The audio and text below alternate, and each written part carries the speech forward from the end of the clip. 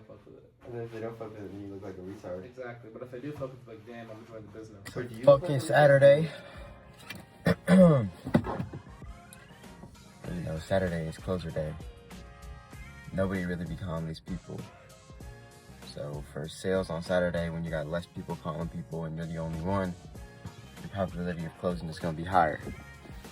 Now today, you know, the office ain't gonna be filled. I got a few agents coming in, but then we're going out later tonight. It's still a Saturday night. We're gonna go to probably play some pool, something like that. Do got some pizza for the office though, since it's Saturday. Hit him up right. So let's see how many people are gonna be up there. All right, so the Saturday day went. Ray did make 5 bands. I made 5K today. I'd say it like that. So he did like a 600 AP on the agency spectrum for today.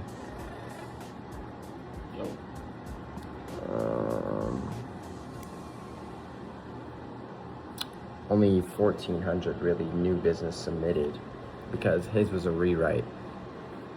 Yeah, rewrite. That don't count. Don't count for shit. But Ray's been at this for almost a month. So Ray, how you feeling first month in? I'm feeling pretty good. You know, there's some more things I gotta work on, but overall, you know, I have that support system, and you know, I'm consistently closing deals every week. So we just gotta stay consistent with it, and the numbers will only go up. Okay. And how do you feel about like the people you work with? You know, do you feel like the energy in the office, right? Does it make a difference to you, like than from other agencies that are kind of like work from home? 100%. You know, being in the office, you know, you have that constant support system. Everyone's smacking deals. You know, you kind of just want to stay with the pack and not fall behind. And if you're always in that environment, you know, the only way is to go up. So. Now you've been obviously, it's the summertime.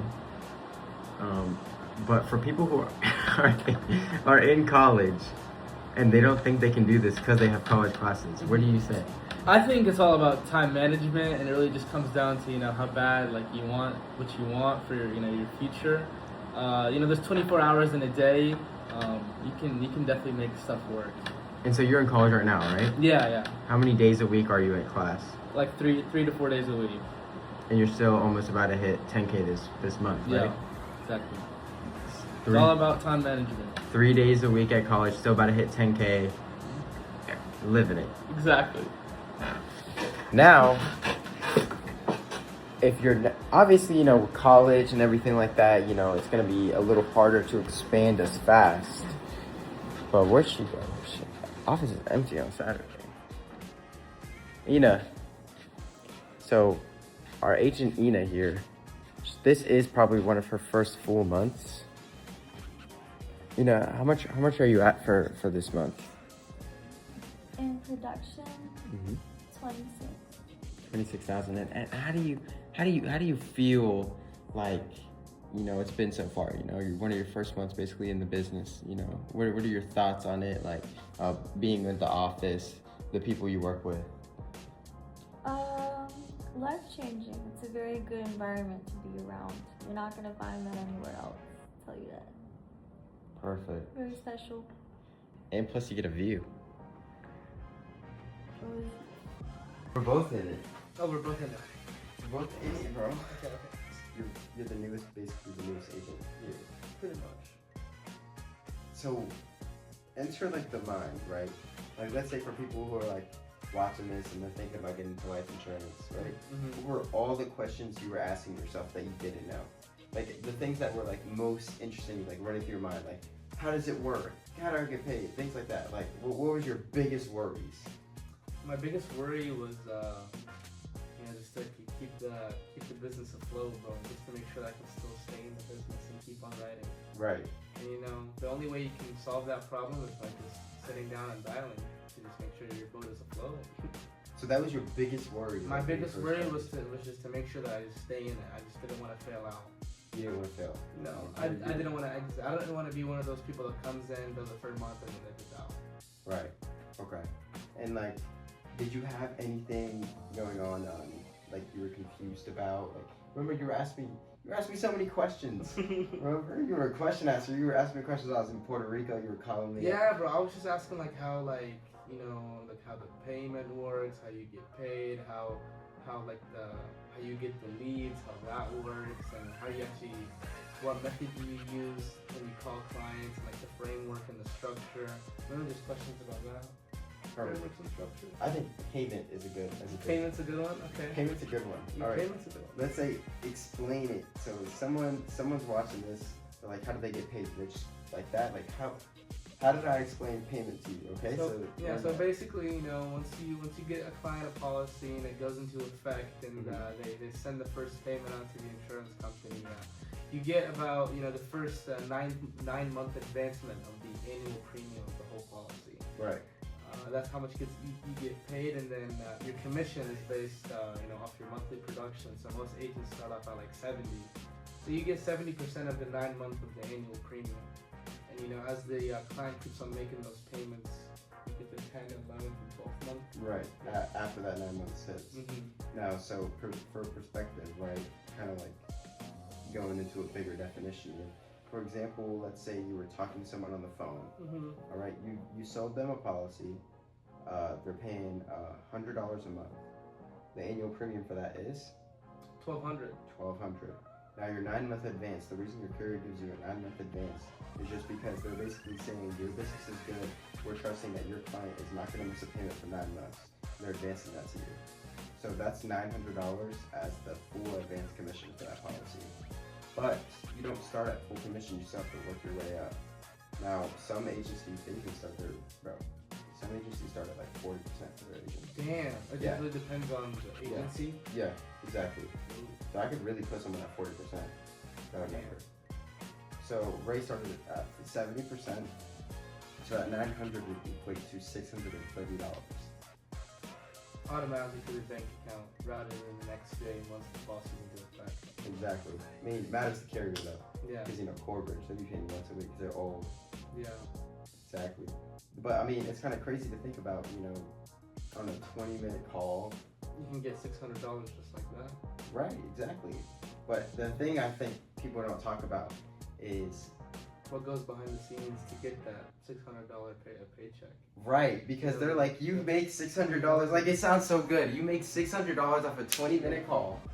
But how many calls do you have to make till you get to that call? What about the 300 people you called before? And what about the 100 people you're gonna call after you close that $600 deal? Exactly. It just really it's never ending.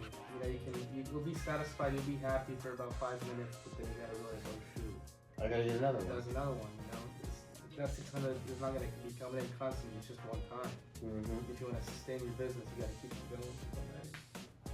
Exactly, and I do think that like you're gonna have good days and bad days as well. That's with any sales position, but the good days, you could do 4 deals. You made like $2,000, $3,000 in the day, and then tomorrow you didn't make anything, but you're still at $2,000 to $3,000 basically for that whole week.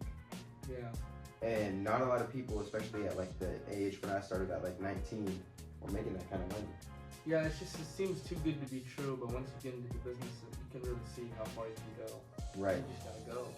And I think the biggest reason is when people also say, okay, if it's so good, right, and it is true, why doesn't everyone do it? Why does everyone do it? Because it's all about the work ethic. Like we said, what happens behind the scenes to get the deal that you want.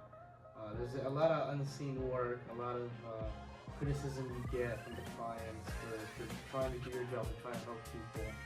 So you really just gotta make sure you have this one controlled mindset. You just don't let the emotion get into your head. Right. And so you would say the biggest reason people don't do it is because of also as well, it's not like a stable job. There's not a confirmed income coming in. It's all risk. And there's also an investment as well. Like you're not just risking time, you're risking money you put into leads. Yeah, money going to leads, money for licenses, money for just to live. But would you say it's even a risk if you got trained the correct way? Yeah, I feel like it depends on who's supporting you, who's helping you, who's guiding you. And if you have the right mindset, the right team and support group, you'll only go up. If you surround yourself with successful people, you'll become successful as long as you do the work. Fire.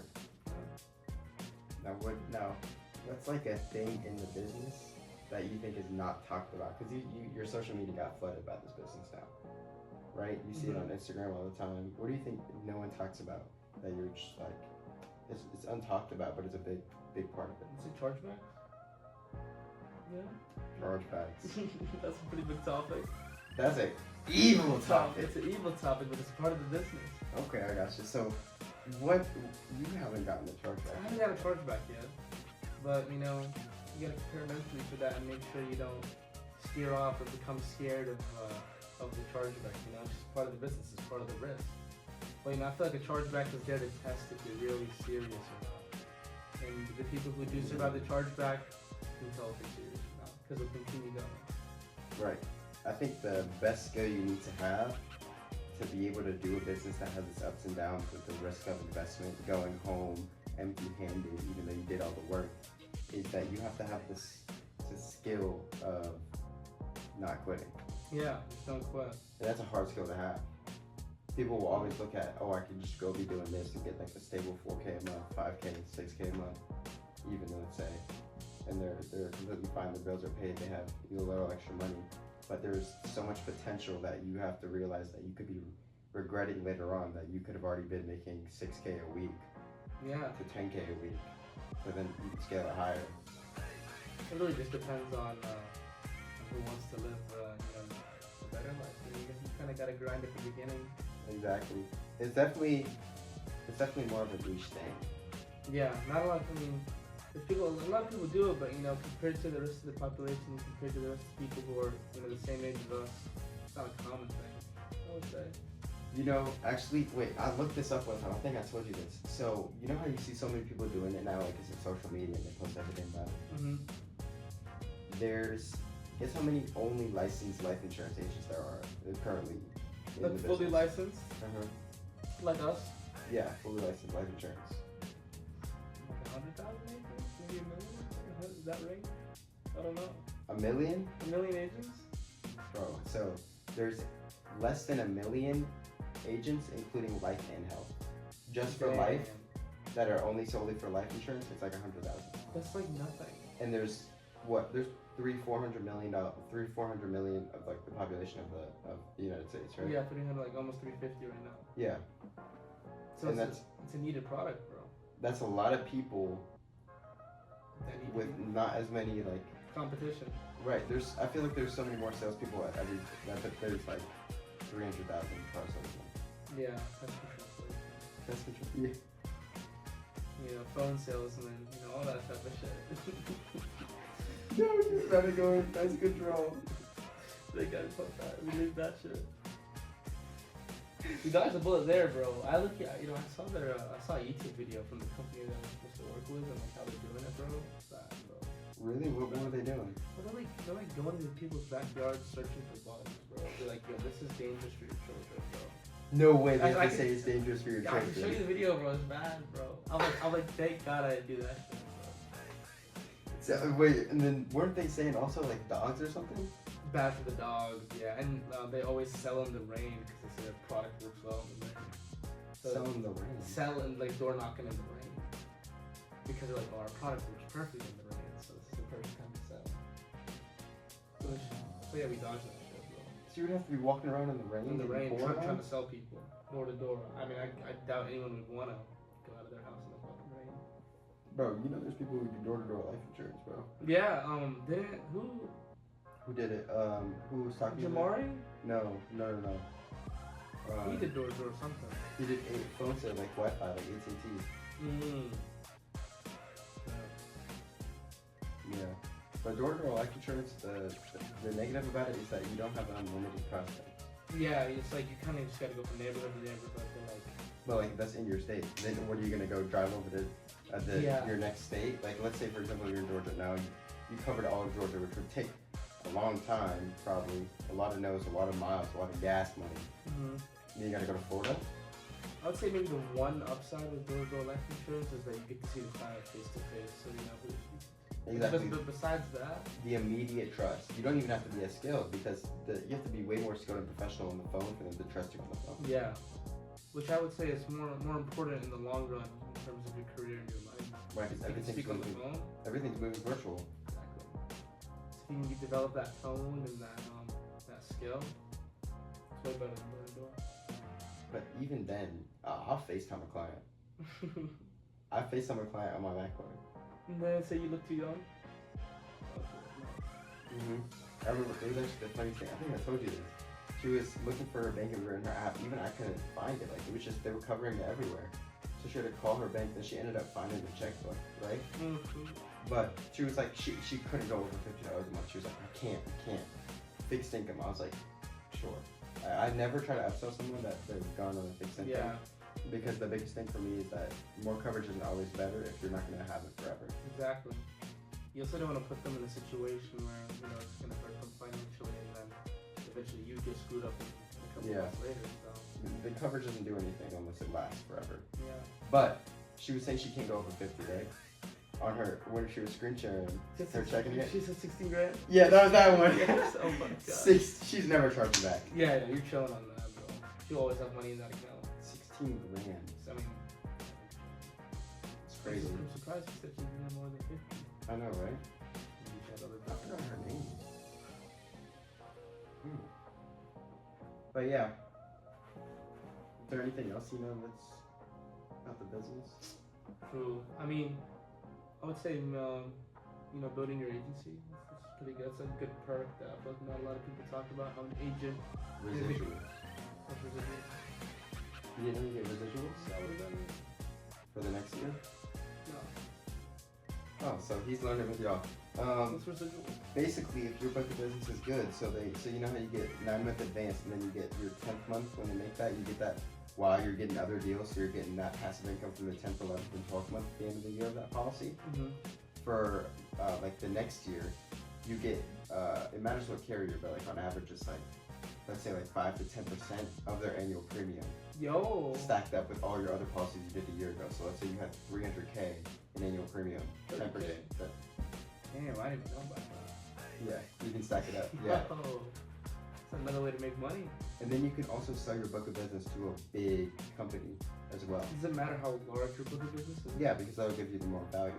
So if you get But let's say like your book of business is like 300 times. nah, they probably not even gonna touch you. Damn. Like they want it like 7-figure books, Shit. and then they'll pay you good money for it. So like when you decide to retire from life Yeah, insurance. you can if you decide to retire from life insurance, you can sell your agency or book of business to like for example like the company Integrity, and they'll say, listen, I know you want to retire. We'll give you $4 million up front, and you'll work on a salary plus bonus for 3 years, and then you can just run. Damn. And you have to make sure for those 3 years that you're increasing like by 20% each year or each month for 3 years. But they also fund you to Get those opportunities. yeah, because it's not coming from your pocket anymore for the business to fund. Yeah. It's coming from theirs. You just gotta hit that quota, Yeah, you just gotta run it. That's it. You're basically running it and giving yourself a salary job for 3 years, which is still more money. and plus $4 million up front. Damn. That's what you're working for. You'll do that at like the age of like 40, 50, and then go on to And then just live, bro. yeah. I mean, yeah, 4 million plus all the money you made before. Plus Yeah. the money in those 3 years. That's if you do it that route, or Yeah. you can train like a couple people who are younger than you to run it for you, and you're just constantly getting overrides, not touching it. Just making sure here and there is chilling. Yeah. But yeah, bro, I don't know about those residuals, bro. So there's still more passive income after the 12 months. Yes. Yeah. Every single year. Uh huh. Damn. It's like up to like 3 years, I think. True, bro. Do you know about that? I think so. That's definitely another incentive. So you got so basically you have your 9-month advance that you first get your first paycheck. Yeah. Now when you're getting a bunch of other new commissions from new policies, you're also getting commissions from other policies hitting their 10th month, 11th month, and 12th month, just going all at once. Now you're just getting paid. And then on the next year, you're getting residuals plus the new commissions plus the 10th, 11th, 12th month. So you're getting paid 3 times. And then over like when you hit like 3 years in the business, The deposit's gonna be insane. bro, you're just never hitting a day you don't get a deposit, bro. Like I've already hit weeks where I got a deposit every single day. Like, sometimes you forget, oh, that was a deal from last time. Yeah, bro, I'm just deposit. Hey, we're paying you this. And that comes from being consistent at the That start. comes from being consistent and like basically just being here, like fuck. people are like, some agents come in here, they're like, I want to work from 9 to 5. That's fine. You're gonna make, let's say 5 to 10,000 a month. But if you want to make 10,000 a week, gotta be in this bitch like 10 hours a day. 5 days a week. About 6 days. We're on a Sunday. It is a Sunday today. I woke up today and I was like, I'm not gonna do anything. I'm gonna stay in my bed all day. And then I forgot that you texted me. I was like, oh shit, we put it off. But it just makes you feel good because you feel like already like when you're in that mode, talking about the business, being somewhere where you work or anything like that, it gets you ready and it makes your brain always be in a mode of being efficient. You always want to be efficient. Take time with your hours that you have in your day. Because if you're efficient for 10 years working like a dog, compared to the guy who's only doing it for 8 hours a day, Monday through Friday, you're already going to retire at like 40. You do it the right way. Retire a millionaire, not just regular retire.